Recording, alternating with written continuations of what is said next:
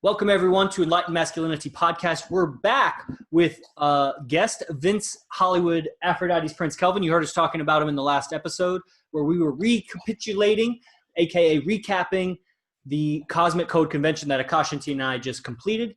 And, of course, I'm your host, Yogi Chris, PhD. We're joined by our co-host Akash Inti Katakam from New Jersey, but really emphasizing our very, very special guest, Vince Hollywood Kelvin. What's going on, brother? I'm looking forward to hearing what you have to say about the convention you just completed for all of us.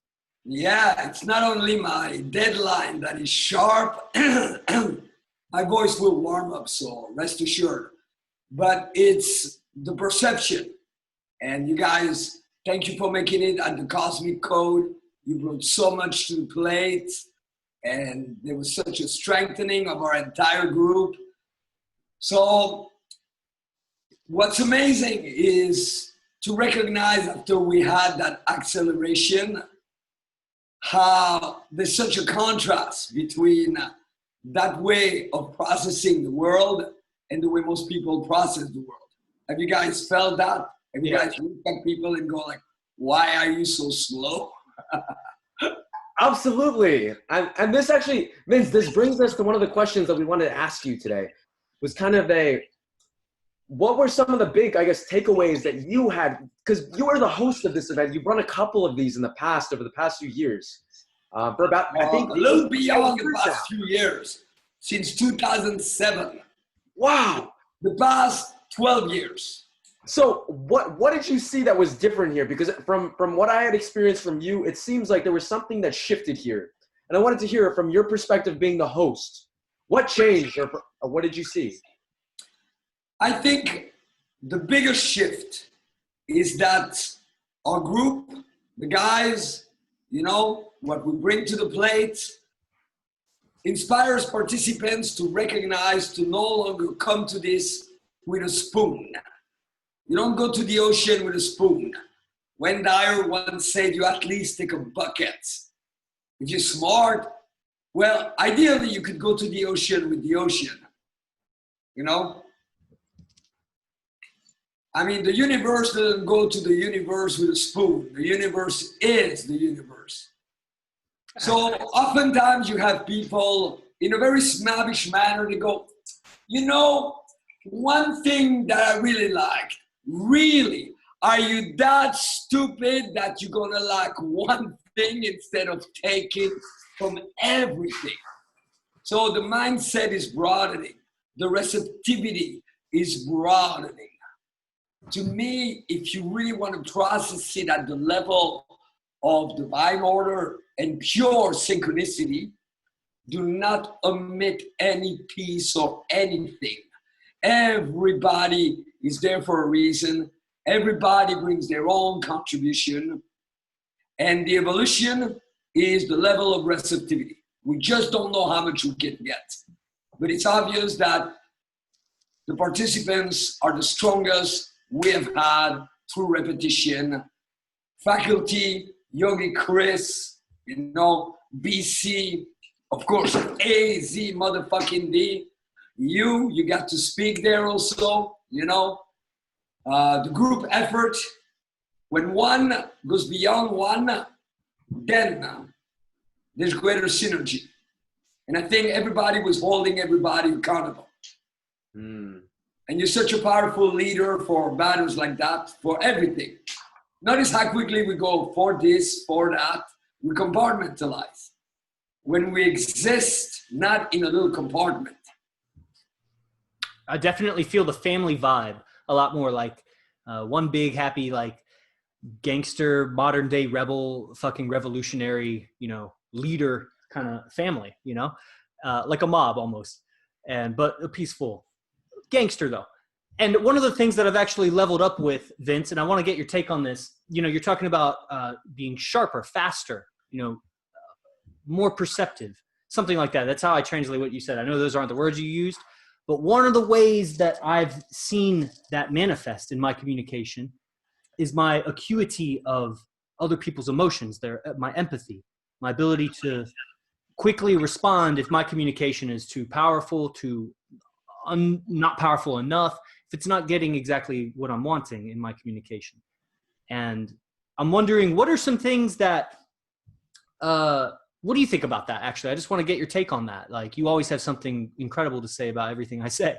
I just want to hear your take on empathizing with people and its role in the modern day, masculine and in what we all do. I think it's essential, and it depends on where it's coming from. In its pure form, it's inevitable. I think we come fully equipped and we have that natural birth given ability. So for such things to be in place and to not be polluted or a deviation where it's an attempt to please or to feature the self or to get approval. Like, for example, a lot of people can give to charity, but they do it so they can feel better about themselves. It's not the pure giving. So pure empathy or any of such thing is really a byproduct of how attuned we are with our own resources. And we called it the cosmic code, crack the code. So to me, it was revealed because I did more prior to the cosmic code than I thought was possible. I love to come back to chaos. The mistake we're led to make because we're constantly being told eventually you'll have that nice little place. Like this morning, I was hearing those two guys in their 40s talking about retirement. Okay? They didn't even hit 50. They're like 2 decades from retirement age, and their preoccupation seems to be retirement. And retirement, if you love what you do and you were forced to no longer do it, it will really suck. So it's more of a promise of you'll be comfortable, you won't be bothered, you'll have nothing to do, you'll have nothing to worry about. That is not the premise of life. So we got to watch out that we don't quickly gravitate back towards comfort, a pat on the back that's too early, or quickly, okay, yeah, we're done, and go back towards chaos. And when we are in chaos and we rise from chaos, then we become more aware of what we are truly capable of. And the fastest way, since your podcast is called Enlightened Masculinity, to experience our masculinity. People may wonder, some guys ask, how do you build your masculinity? You build a building. You don't build that which is already there. So you exercise it, but it's beyond that. How is it exercised? Some guys, they may think to exercise it is to walk around and go, hey, what's up, man? Hey, give me this. No, give me that. To exercise it is to be willing as a man to uncover how much more than you knew you can handle, see, do, create. And the only way to do that is to be willing to come back to chaos. Chaos is when we feel, oh my God, I won't be able to do it. I don't know what to do. I don't know where to begin. No, I begin. I do. And then we start to feel that masculinity. The surge that comes from this, that acceleration. The ingredients are, we need to accelerate. Because if we base our rhythm on what others do, we're going to be so slow, we're not going to even scratch the surface of what we can achieve. And then there's signals coming within that tell us, the little voice or weird feeling, we think that they're to stop us. They're really saying, come on, king, awaken. You're a man. You're a human. You're a force. You're spirit in the human experience. Express that. Don't hold any of it back. Now, after that, we feel more attuned, more alive, more tuned like an instrument. So then we are again present in those natural abilities to be super attuned with other people. Like on Monday, right after the code for me, I could have people walk by me, and first I could tell in a second where they were coming from. For example, a girl that may go, ha, ha, ha. I could tell that you're not laughing. you're not even mocking. You are overwhelmed with your own emotion, and the best you can do is to reach for kindergarten type of strategies to cope with what you can't handle. Yeah. Before seeing it all. That's the sense I'm talking about. Exactly. That's it. Nice. Thank you. Yeah. Vince, I know we're right around the 50 mark. The last thing that I want to leave, that I would love to grab from you is ever no more. we have the next events upcoming in December. What would you want to do to amplify, or what are you going to do? What would you want to do for next time to build from here? That's a very good question. First, I got a lot more coming up. In 6 weeks, I got a 7-day training called Pickup Academy. But for that next one, when all of us gather again, okay? And of course, I will invite you guys, even if remotely, to be part of that 7-day event, because you're always so awesome and you're growing at the speed of light. The way we treat things is different. I'm not looking for how am I going to make it even better. I commit full force, and step one is going to be to bring some chaos around it, to dare to bring some impossible elements. I'm going to look for a new venue that's more costly than it should be. And in the midst of working that, what is going to be shared will be revealed. So anybody that's already coming, anybody that's planning on coming, and not just a wishy-washy plan, but you hear this and you want in, or anybody that you're not coming, but you're on the journey and you want to grow as a man, as a woman, the journey begins now. And the goal is to also stay awake, stay alert. So I know we're going to top it, because the code to top it is to commit beyond what seems reasonable right now. That's because I got to go. Take this, think about it, commit beyond what you think is possible. And then don't back down. It's a pact with yourself. And as you do that, and as you follow through, more is revealed. And that's how we all advance together. And thank you, my brothers. Thank you, Chris. Thank you for all that you bring with this podcast. Thank you for being such wonderful guest speakers at the event. And I know you're going to have many of the other speakers too. So we all expand, we all grow.